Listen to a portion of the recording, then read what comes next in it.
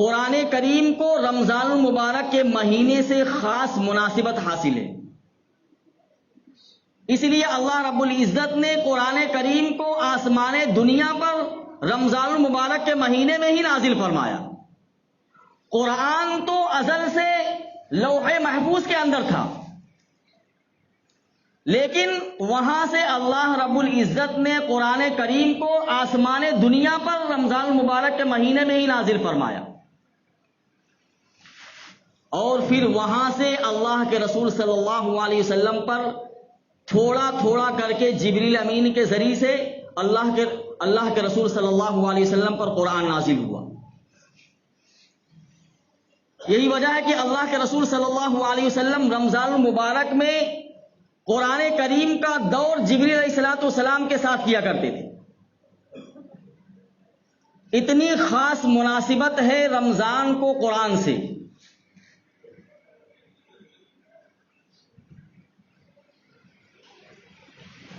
اور یہ قرآن یہ کلام اللہ ہے، اللہ کا کلام ہے، اور اللہ رب العزت رمضان المبارک کا مہینہ ہمیں اس لیے عطا کرتا ہے کہ ہماری روح جو جسم کے اندر ہے، یہ روح کمزور ہو گئی ہے، اس روح کو تقویت پہنچانے کے لیے، اس روح کو غذا دینے کے لیے اللہ رب العزت رمضان المبارک کا مہینہ اس نے ہمیں عطا کیا ہے، تاکہ ہم اس رمضان میں اپنے روح کو اور تعلق مع اللہ کو مضبوط کر لیں۔ انسان دو چیزوں سے بنا ہے، ایک اس کے اندر جسم ہے اور ایک اس کے اندر روح ہے۔ اس بات کو ذرا دھیان سے سنیں۔ انسان جسم اور روح کا مجموعہ ہے۔ انسان کے جسم کو جتنی بھی چیزیں تقویت دیتی ہیں، یا انسان کے جسم کو جتنی بھی چیزیں مضبوط بناتی ہیں، وہ ساری کی ساری چیزیں زمین سے پیدا ہوتی ہیں۔ کیوں؟ کیونکہ انسان کا جو جسم ہے وہ مٹی سے بنا ہے۔ قرآن کریم میں ہے کہ اللہ رب العزت نے کہا میں نے انسان کو مٹی سے بنایا ہے۔ حضرت آدم علیہ السلام کو اللہ رب العزت نے پیدا کیا، ایک مٹی کا مجسمہ بنا کر تیار کر دیا، تو اللہ رب العزت نے انسان کو مٹی سے پیدا کیا ہے۔ جب جسم مٹی سے بنا ہے تو اس کی جو غذا ہوگی وہ بھی مٹی ہی سے حاصل ہوگی۔ آپ دیکھ لیجیے، آپ جتنی غذائیں کھاتے ہیں سب مٹی سے نکل رہی ہیں۔ تو جسم کو جو چیز تقویت پہنچاتی ہے اس کا گروپ ایک ہونا چاہیے، وہ چیز نکل رہی ہے زمین کے اندر سے، مٹی کے اندر سے۔ انسان کا جسم مٹی سے بنا ہوا ہے، لہذا اس کا گروپ بھی ویسا ہی ہوگا۔ اور اس جسم کے اندر ایک روح ہے، اور وہ روح آئی ہے اللہ تبارک و تعالیٰ کی طرف سے۔ اللہ رب العزت نے کہا جب حضرت آدم علیہ السلام کو میں نے پیدا کیا، وَنَفَخْتُ فِيهِ مِن رُوحِي، حضرت آدم علیہ السلام کے اندر میں نے اپنے روح کو پھونک دیا۔ تو روح اللہ کی صفت ہے، اللہ کی جانب سے آئی ہوئی ہے، اور اللہ رب العزت کو کبھی بھی موت نہیں آئے گی، لہذا جو اللہ کی صفت ہے روح، اس کو کبھی بھی موت نہیں آ سکتی ہے۔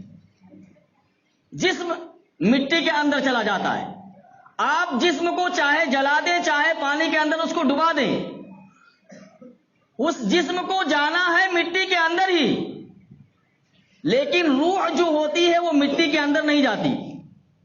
روح انسان کے جسم سے نکل کر اللہ رب العزت کی طرف چلی جاتی ہے، اور اس روح کو کبھی بھی موت نہیں آئے گی۔ کیوں؟ کیونکہ یہ روح اللہ رب العزت کی صفت ہے۔ جب اللہ رب العزت کو موت نہیں تو اس روح کو بھی موت نہیں ہے۔ یہی وجہ ہے جب کسی کی موت ہوتی ہے تو ہم کہتے ہیں کہ اس کا انتقال ہو گیا ہے۔ کیا ہو گیا؟ انتقال ہو گیا۔ انتقال کا معنی کیا ہے؟ یعنی اس کی روح جگہ سے دوسری جگہ ٹرانسفر ہو گئی ہے. یہاں سے اللہ رب العزت کے پاس چلی گئی. اگر وہ نیک ہے تو علیین کے اندر ہے. اللہ نے روحوں کا دو مقام بنا رکھا ہے, ایک علیین ہے اور ایک سجین ہے. اگر نیک ہے تو علیین کے اندر ہے, اور اگر بری روح ہے تو اس کو اللہ رب العزت نے سجین کے اندر رکھا ہوا ہے. ابھی شعبان کے مہینے میں ایک صاحب نے مجھ سے سوال کیا 15 شعبان سے پہلے کہ حضرت میں نے سنا ہے کہ 15 شعبان کی رات کو روحیں جو ہے یہ ہمارے گھروں کے اندر آتی ہیں, لہذا ہم اس کے لیے نئے بستر کا انتظام کرتے ہیں. تو میں نے کہا ٹھیک ہے, آپ یہ سوچ رہے ہیں کہ روحیں اللہ رب العزت کی طرف سے 15 شعبان المعظم کو ہمارے گھروں کے اندر آتی ہیں اور آپ اس کے لیے نئے بستر کا انتظام کرتے ہیں. تو گویا ایسا محسوس ہو رہا ہے کہ روحیں بڑی دور سے آئی ہوئی ہیں اور تھکی ہوئی ہیں, اور آپ بستر لگا دیے اور بستر پر گرتے ہوئے آرام کریں گے. یہ عقیدہ آپ کا ہے؟ کہا یہ تو بہت سارے مسلمانوں کا عقیدہ ہے کہ 15 شعبان کو روحیں اللہ رب العزت کی طرف سے ہمارے گھروں میں آتی ہیں. میں نے کہا یہ عقیدہ بالکل غلط ہے آپ کا. روح اللہ رب العزت کی اجازت کے بغیر کہیں نہیں جا سکتی ہے. جب جسم سے روح نکل گئی تو اللہ رب العزت کی بارگاہ میں چلی گئی اور اس کا جو مقام ہے علیین یا سجین اس کے اندر پہنچ گئی. اور یہ عقیدہ رکھنا کہ 15 شعبان کو روحیں ہمارے گھروں میں تشریف لاتی ہیں, یہ بالکل غلط عقیدہ ہے. اس سے بچنا بہت ضروری ہے. تو میں نے ان کو سمجھایا کہ دیکھو اللہ رب العزت نے روحوں کا جو مقام رکھا ہے اس مقام سے اللہ کی اجازت کے بغیر روحیں کہیں نہیں جا سکتی. تو میں عرض کر رہا تھا کہ روح یہ اللہ رب العزت کی صفت ہے, لہذا اس کو موت نہیں ہے.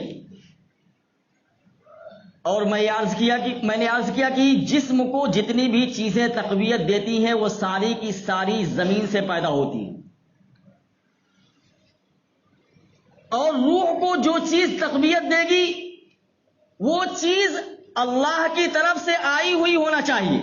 ویسے تو ہر چیز اللہ کی طرف سے ہے ظاہری اعتبار سے, لیکن حقیقتاً جو چیز اللہ سے نکلی ہوئی ہو, جو چیز اللہ کی طرف سے آئی ہو, وہی چیز اس روح کو غذا بھی دے گی. روح آئی اللہ کی طرف سے, قرآن کریم بھی اللہ کی طرف سے آیا ہوا ہے. اگر آپ چاہتے ہیں کہ اس رمضان المبارک میں ہماری روح کو غذا ملے, ہماری روح کو تقویت ملے اور ہماری روح کا تعلق اللہ سے پیدا ہو جائے, تو پھر ہمیں بھی اس بات کا اہتمام کرنا پڑے گا کہ جو چیز اللہ کی طرف سے آئی ہے اس کا اہتمام ہم زیادہ کریں. دیکھیے روح اللہ کی طرف سے آئی ہے تو اس روح اللہ کو غذا دے گا کلام اللہ. روح اللہ کو غذا کون سی چیز دے گی؟ کلام اللہ. اس لیے ہم اس مہینے میں کلام پاک پڑھنے کا زیادہ اہتمام کریں. کیونکہ جب تک ہم کلام اللہ کو نہیں پڑھیں گے اس وقت تک ہماری روحانی ترقی نہیں ہو سکتی. بعض لوگ رمضان المبارک کے مہینے میں بہت قرآن کریم ختم کرتے ہیں, کثرت سے تلاوت کرتے ہیں, بہت اچھی بات ہے. لیکن دوستو میں ایک پیغام دے کر جانا چاہتا ہوں کہ آپ قرآن کریم کی تلاوت کریں, بڑی اچھی بات ہے, اس کا ثواب آپ کو یقیناً ملے گا. قرآن کریم کی تلاوت بغیر سمجھے پڑھنا بھی نفع سے خالی نہیں ہے, یقیناً اس کا ثواب آپ کو حاصل ہوگا. لیکن ذرا دل پر ہاتھ رکھ کر سوچئے کہ کیا قرآن کریم صرف تلاوت کے لیے آیا ہوا ہے؟ کیا قرآن کریم کا مقصد صرف یہ ہے کہ ہم صرف اس کی تلاوت کریں؟ نہیں دوستو, قرآن کریم کے نزول کا مقصد یہ ہے کہ اس پر عمل کیا جائے. ہم اس رمضان میں یہ طے کریں کہ اللہ رب العزت نے قرآن کریم میں ہم سے کیا کہا ہے, اور ہم سے کیا مطالبہ کر رہا ہے اللہ رب العزت؟ اس رمضان میں اس قرآن کو سمجھ کر پڑھنے کی کوشش کریں. بہت ساری زبانوں میں ترجمے ہو چکے ہیں قرآن کریم کے. آپ اس کو ایک مرتبہ پورا قرآن کریم کا ترجمہ پڑھیے اور سمجھیے کہ اللہ رب العزت ہم سے کیا کہنا چاہ رہا ہے. اگر جو پڑھا لکھا نہیں ہے تو اس کے لیے معتبر علماء کی سی ڈیز اور آڈیو موجود ہیں. آپ اس کے ذریعے سے پورے رمضان میں اس کے ترجمے کو سنیں, اس کے تفسیر کو سنیں. تب جا کر کہیں رمضان المبارک ہمارے اندر اپنے اثر کو چھوڑے گا. دیکھیے, اگر کوئی پیغام آپ کے پاس آ جائے اور ایسی زبان میں آیا ہے جس کو آپ نہیں سمجھ سکتے,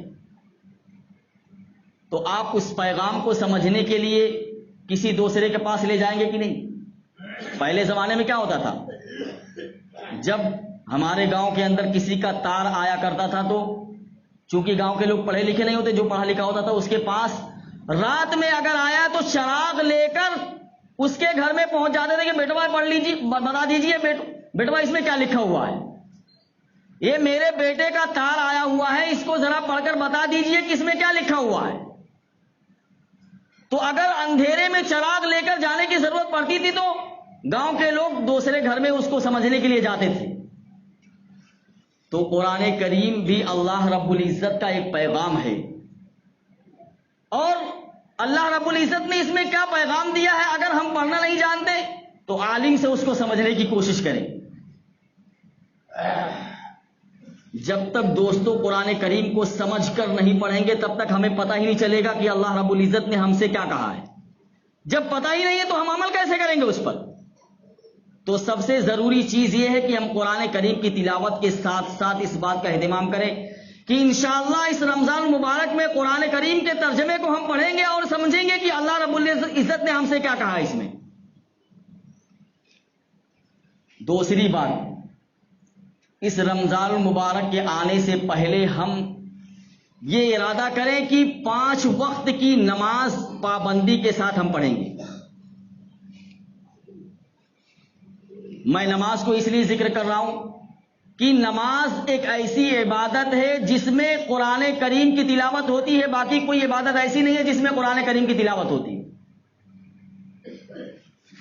اس لیے نماز کا خاص اہتمام اس رمضان المبارک میں ہم کریں. اہتمام کیا ہے؟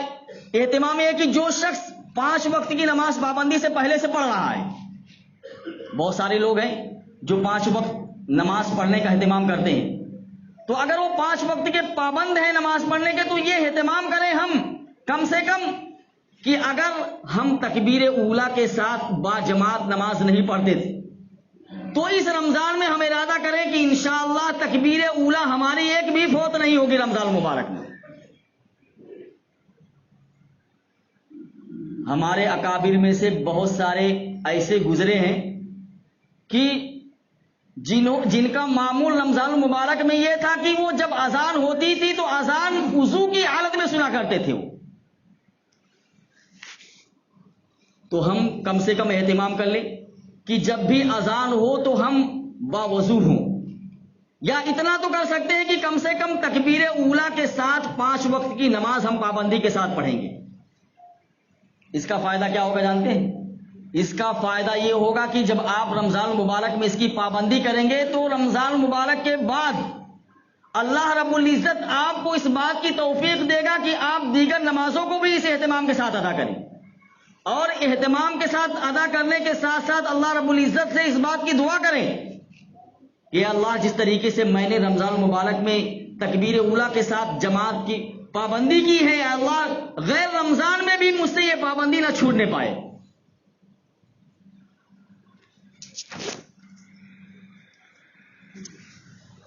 اور دیکھیے, اللہ رب العزت نے انسان کو پیدا کیا. انسان کو پیدا کرنے کے بعد اللہ رب العزت نے قرآن کریم کے اندر یہ کہا وما خلقت الجن والانس الا لیعبدون, میں نے جنات اور انسان کو صرف اپنی عبادت کے لیے پیدا کیا ہے.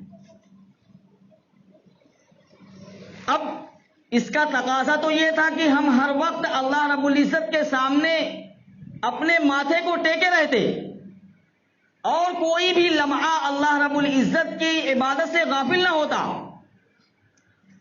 لیکن اللہ رب العزت نے ہمارے اوپر خاص انعام کیا کہ اللہ رب العزت نے کہا دیکھو میں نے تم کو پیدا کیا ہے اور میری پیدائش کا مقصد یہ ہے کہ تم میری عبادت کرو.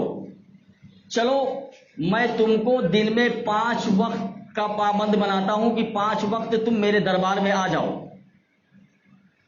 اور 5 وقت کے علاوہ تم اپنے کاروبار بھی کرو, روپے پیسے بھی کماؤ, اپنے بیوی بچوں کی فکر بھی کرو. لیکن اس کے ساتھ ساتھ اگر تم نے نیت کو بدل دیا تو یہی تمہارا کمانا, دنیا کمانا, یہ بھی عبادت بن جائے گا. صرف نیت کو بدلنے کی ضرورت ہے. بس ہم کما رہے ہیں سنت کے مطابق, اللہ کے رسول صلی اللہ علیہ وسلم کے بتائے ہوئے طریقے کے مطابق, اپنے بیوی بچوں کا پیٹ بھر رہے ہیں اللہ کے رسول صلی اللہ علیہ وسلم کے بتائے ہوئے طریقے کے مطابق, اور دل میں یہ ارادہ ہے کہ یہ میں اس لیے پورا کر رہا ہوں, بیوی بچوں کی ضرورت کو اس لیے پورا کر رہا ہوں کہ اللہ رب العزت کا حکم ہے. تو یہ نیت کے بدلنے سے اللہ رب العزت یہ ہمارا کمانا بھی دنیا یہ عبادت بنا دے گا اس کو. لیکن ہوتا کیا ہے, ہوتا یہ ہے کہ ہم چونکہ دنیا کے اندر اس مادی چیز کے اندر اتنے منہمک ہو جاتے کہ اللہ رب العزت نے جس مقصد سے ہم کو دنیا کے اندر بھیجا تھا اس مقصد کو ہم پورا نہیں کرتے. رشتہ داروں سے ملتے ہیں, پیسے والوں سے ملتے ہیں اور دنیا داروں سے ملتے ہیں, تو دنیا کی گرد جو ہے ہمارے دل پر اس کا اثر چھوڑ جاتی, اس کی چمک دمک سے ہم مرعوب ہو جاتے ہیں. اس لیے اللہ رب العزت نے بندوں کو ایک مہینہ ایسا دیا کہ دیکھو میں تم کو ایک ایسا مہینہ دے رہا ہوں جس میں تمہارا تعلق مجھ سے ٹوٹ چکا ہے اور تمہاری روحانی جو غذا تھی وہ کمزور ہو گئی ہے, تمہاری روح کمزور ہو گئی ہے. میں تم کو ایک ایسا مہینہ دے رہا ہوں کہ اس مہینے میں تم مجھ سے اپنے تعلق کو مضبوط کر سکتے ہو, اپنی روحانی غذا کو طاقت پہنچا سکتے ہو. اللہ رب العزت نے کہا رمضان المبارک میں نے تم کو اس لیے ادا کیا ہے کہ تاکہ تم 11 مہینے تمہارے اوپر جو دنیا کی غفلت تھی اس غفلت کو ختم کرنے کے لیے میں نے رمضان کا مہینہ عطا کیا, تاکہ تمہارے اندر جو روح کمزور پڑ گئی تھی اس روح کو تقویت مل جائے. اس لیے دوستو اللہ رب العزت نے جو رمضان المبارک کا مہینہ ہمیں عطا کیا ہے, 11 مہینے ہم نے جو اللہ رب العزت کی نافرمانی کے اندر گزار کر اپنے نامہ اعمال کو ہم نے سیاہ کر لیا ہے اور دل پر جو غفلت کا پردہ پڑ گیا ہے اللہ رب العزت اس کو صاف کرنے کے لیے رمضان المبارک کا مہینہ اس نے عطا کیا ہے. اس لیے ہم اس رمضان المبارک میں روزے رکھنے کا خاص اہتمام کریں اور ہمارے نوجوان خاص طور سے سن لیں کہ روزہ کسی بھی حال میں معاف نہیں ہے. اگر کوئی شرعی عذر ہے تو الگ بات ہے, لیکن بغیر کسی شرعی عذر کے روزے کو توڑ دیں آپ اور اس کو ساری زندگی ادا کرتے رہیں. حضرت علی رضی اللہ تعالی عنہ سے روایت ہے کہ اللہ کے رسول صلی اللہ علیہ وسلم نے فرمایا کہ اگر کوئی رمضان مبارک کا ایک روزہ بھی جان بوجھ کر توڑ دے اور اس کے بدلے میں اپنی پوری زندگی اس کی تلافی کے لیے روزہ رکھتا رہے تو ایک رمضان مبارک کے روزے کی تلافی نہیں کر سکتا ہے وہ. اس لیے ہمارے نوجوان خاص طور سے اس بات کا دھیان دیں کہ اس ماہ مبارک میں ایک بھی روزہ ہم سے نہیں چھوٹے گا انشاءاللہ. اور تیسری چیز یہ کہ اللہ رب العزت نے ہم کو اگر صاحب حیثیت بنایا ہے تو ہم اللہ کے بندوں کا اس مبارک مہینے میں خاص خیال رکھیں. دیکھیے اللہ رب العزت کو وہ بندہ بہت زیادہ پسند ہے جو اللہ رب العزت کے بتائے ہوئے طریقے کے مطابق اپنی زندگی کو گزارتا ہے. اللہ رب العزت کو وہ بندہ بہت زیادہ پسندیدہ ہے جو اللہ کی مخلوق کے ساتھ رحم کا معاملہ کرتا ہے. اگر اللہ رب العزت نے ہم کو صاحب حیثیت بنایا ہے تو ہم اس رمضان مبارک میں ارادہ کریں کہ انشاءاللہ جو بھی غریب ہوگا یا ہمارے رشتہ داروں میں سے جو بھی ضرورت مند ہوگا ہم اس کی کفالت انشاءاللہ اس رمضان مبارک کے مہینے میں کریں گے. اللہ رب العزت کو اپنے بندوں پر خرچ کرنا بہت زیادہ پسندیدہ ہے. یہی وجہ ہے کہ روایت کے اندر ملتا ہے کہ اللہ کے رسول صلی اللہ علیہ وسلم نے فرمایا کہ اللہ رب العزت کل قیامت کے دن ایک بندے کو بلا کر کہیں گے کہ میں دنیا کے اندر بیمار تھا، تو نے میری عادت نہیں کی، میں دنیا کے اندر بھوکا تھا، تو نے مجھے کھانا نہیں کھلایا. تو بندہ عرض کرے گا آپ کیسے بھوکے ہو سکتے ہیں، آپ تو خود بھوکوں کو کھانا کھلاتے ہیں، آپ خود مریضوں کو شفا دیتے ہیں. تو اللہ رب العزت عرض کرے گا کہ میرا فلاں بندہ بھوکا تھا، تو نے اس کو کھانا نہیں کھلایا، اگر تو اس کو کھانا کھلاتا تو گویا مجھے کھانا کھلاتا. یعنی اللہ رب العزت کے بندوں پر خرچ کرنا یہ اللہ رب العزت کو بہت زیادہ پسند ہے. اگر اللہ رب العزت نے صاحب حیثیت بنایا ہے آپ کو تو رمضان المبارک کے مہینے میں اس بات کا خاص اہتمام کریں آپ کہ اس مہینے میں اللہ رب العزت نے جو فریضہ ہم پر عائد کیا ہے زکوٰۃ کا. ویسے تو بہت سارے مسلمان جو ہے رمضان المبارک ہی میں زکوٰۃ نکالتے ہیں. کیوں؟ اس کی وجہ انہوں نے بیان کی کہ رمضان المبارک میں چونکہ فرض نمازوں کا درجہ جو ہے بڑھا دیا جاتا ہے، اس لیے زکوٰۃ بھی ایک فریضہ ہے. اگر ہم اس میں رمضان المبارک میں اس کو ادا کریں گے تو اللہ رب العزت اس فریضے کو بھی بڑھا دے گا، اس کے ثواب کو. اس لیے مسلمان خاص طور سے رمضان المبارک میں زکوٰۃ نکالنے کا اہتمام کرتے ہیں. لیکن دوستو زکوٰۃ نکالنے سے پہلے ایک بات آپ میری سن لیجئے. بہت سارے مسلمان ایسے ہیں جن کو اللہ رب العزت نے صاحب حیثیت بنایا ہے لیکن وہ زکوٰۃ جو ہے حساب سے نہیں نکالتے ہیں، بس ایسے ہی اٹکل سے نکال دیتے ہیں. 20,000 زکوٰۃ نکل رہی ہوگی، اتنا مال ہے میرا، 20,000 نکال دو.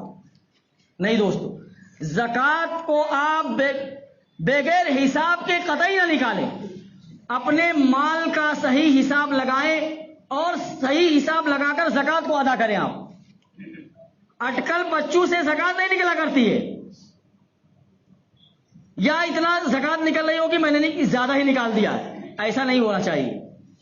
تو سب سے پہلے زکوٰۃ نکالنے سے پہلے آپ رمضان المبارک کا کوئی ایک دن طے کریں، کوئی ایک تاریخ طے کریں. مسلمانوں کے اندر کیا ہوتا ہے، مسلمان زکوٰۃ نکالتا ہے لیکن صحیح طریقے سے نہیں نکالتا ہے. کس تاریخ کو زکوٰۃ نکالنی ہے اس کو پتہ ہی نہیں، بس کبھی بھی زکوٰۃ نکال دیتا ہے. ایسا نہیں ہونا چاہیے. آپ اگر صاحب نصاب ہیں، صاحب حیثیت ہیں، تو اپنی زندگی میں یہ لازم کر لیجئے کہ میں ہر سال عربی مہینے کی فلاں تاریخ کو زکوٰۃ نکالوں گا. یہ آپ اپنی پوری زندگی میں طے کر لیجئے. اگر نہیں طے کیا ہو تو اس رمضان میں طے کر لیجئے. اگر آپ اب تک اپنی زکوٰۃ کو ایسے ہی نکالتے رہے، کبھی بھی کسی تاریخ کو نکال دیتے ہیں آپ، تو اس سے بچیے آپ اور یہ طے کر لیجئے کہ اس سال رمضان مبارک میں 10 رمضان کو،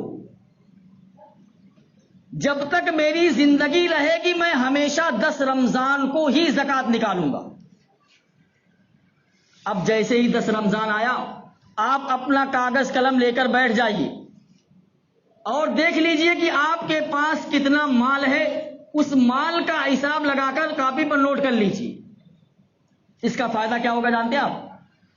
اگر 10 رمضان کو آپ ہمیشہ زکوٰۃ نکالتے ہیں اور 12-13 رمضان کو آپ کے پاس 2 لاکھ روپیہ کہیں سے اور آ گیا، تو پھر وہ 2 لاکھ روپیہ جو آیا نا، اس کی زکوٰۃ پھر آئندہ سال جو 10 رمضان آئے گا اس میں ملا کر کے ادا کی جائے گی۔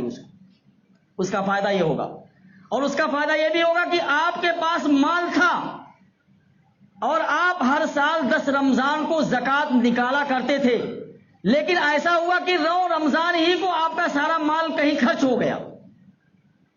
اب 10 رمضان کو جب آپ بیٹھے تو دیکھیں 8 رمضان کو تو میرے پاس 50,000 روپے تھے، اور 10 رمضان کو تو میرے پاس 2,000 بھی روپے نہیں ہیں، سب خرچے ہو گئے، تو آپ کے اوپر کوئی زکوٰۃ نہیں ہوگی۔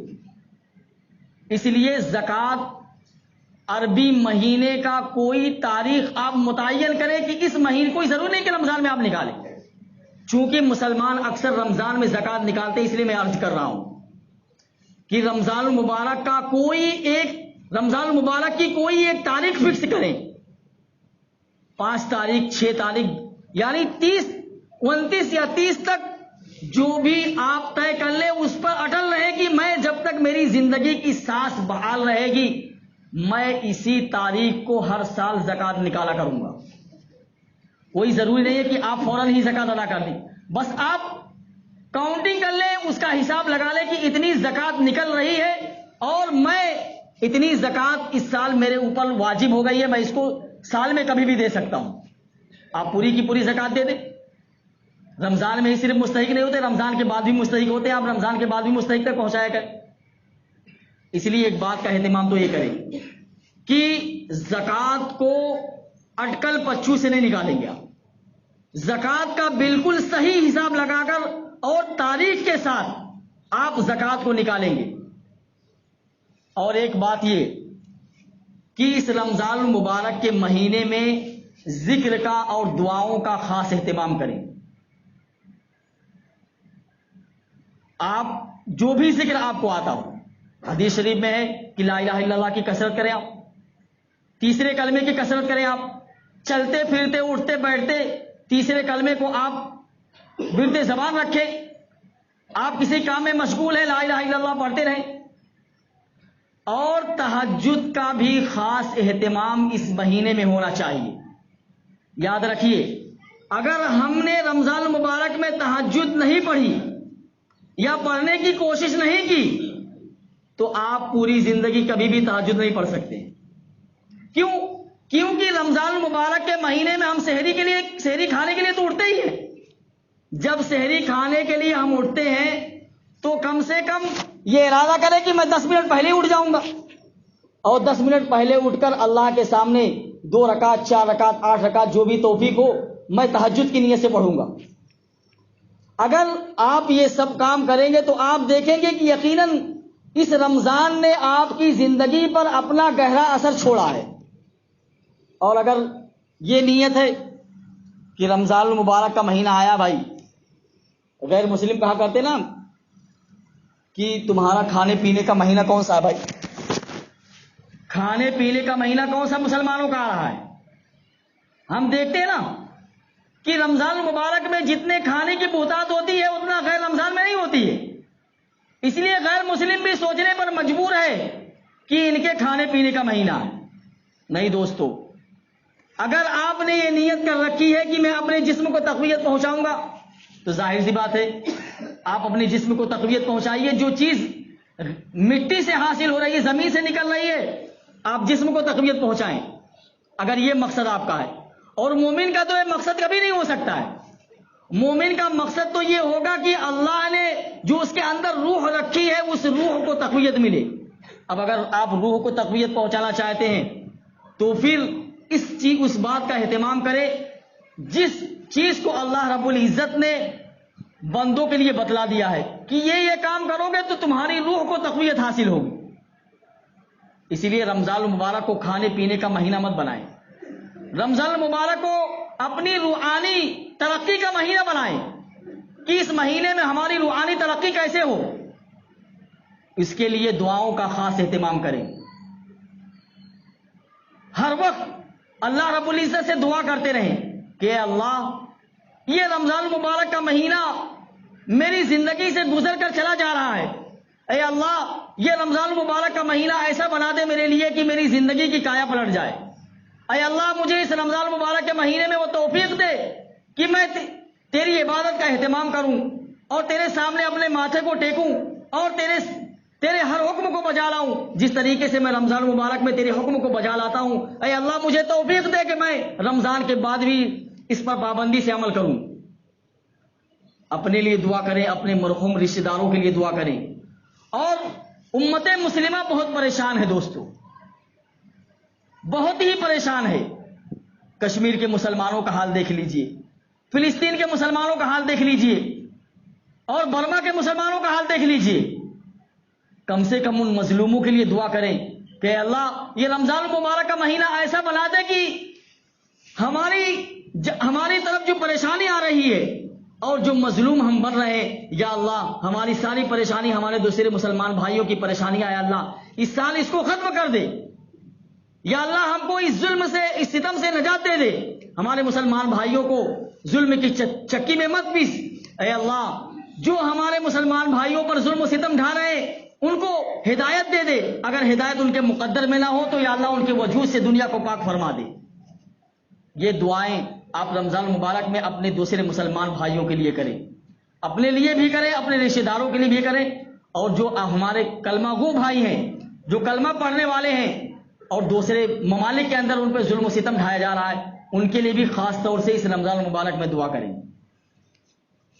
دیکھیے دوستو، ایک آخری بات، رمضان المبارک کا مہینہ جو آیا ہے، یہ روزے کا مقصد کیا ہے؟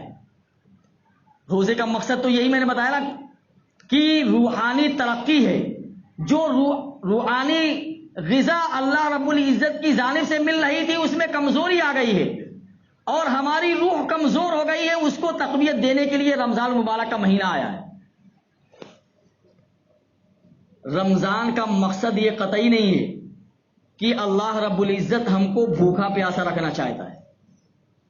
کوئی مہم اللہ رب العزت نے چھیڑ نہیں رکھی رمضان المبارک مہینے میں کہ خوراک بچاؤ مہم چل رہی ہے، نہیں دوستو، رمضان المبارک کا مہینہ خوراک بچاؤ مہم نہیں ہے، بلکہ رمضان المبارک کے مہینے میں اللہ رب العزت بھوکا پیاسا اس لیے رکھتا ہے تاکہ ہماری روحانی ترقی ہو، ہماری روح کو غذا حاصل ہو۔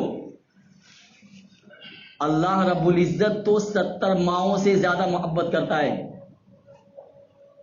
ایک ماں جو ہے اپنے بیٹے کو بھوکا پیاسا دیکھنا برداشت نہیں کر سکتی ہے۔ ماں کی ممتا ایسی ہے کہ اگر اپنے بیٹے کو پیاسا یا بھوک سے تڑپتا ہوا دیکھے گی تو اس کے دل کو برداشت نہیں ہوگا، اور اس کی بھوک کو مٹانے کے لیے وہ کسی کے گھر میں مزدوری بھی کر سکتی ہے، اس کی بھوک کے مٹانے کے لیے کسی کے دہلیز پر دستے سوال بھی دراز کر سکتی ہے وہ۔ کیوں؟ کیونکہ اس کا بیٹا جو ہے بھوک سے تڑپ رہا ہے، پیاس سے تڑپ رہا ہے۔ جب ماں اپنے بچے کے لیے بھوک اور پیاس کو برداشت نہیں کر سکتی ہے تو اللہ رب العزت جو 70 ماؤں سے زیادہ بندے سے محبت کرتا ہے، وہ بندے کو بھوکا پیاسا رکھ کے اس کو کیا ملے گا بھلا؟ بندے کو بھوکا پیاسا رکھنے سے اس کا کیا مقصد حاصل ہوگا؟ کیا اس کو مزہ آ رہا ہے؟ نہیں دوستو، جس طریقے سے ماں اپنے بچے کو بھوکا پیاسا نہیں دیکھ سکتی ہے، کیوں؟ اس وجہ سے کہ وہ اس ماں نے اس بچے کو جنم دیا ہے، بس اس وجہ سے ماں کا تعلق بیٹے سے کیوں ہے؟ اس وجہ سے ہے کہ ماں نے اس بچے کو جنم دیا ہے، اس جنم دینے کی وجہ سے ماں بھوک اور پیاس کو بچے کی برداشت نہیں کر پا رہی ہے۔ جب ماں صرف جنم دیتی ہے بچے کو اور اس کے بھوک پیاس کو برداشت نہیں کر پا رہی ہے، تو جس رب نے اس انسان کی تخلیق کی ہے، اس مومن کو پیدا کیا ہے، کیا اللہ رب العزت یہ بات گوارا کرے گا کہ میرا بندہ بھوکا پیاسا رہے اور مجھ کو اس سے لطف حاصل ہو؟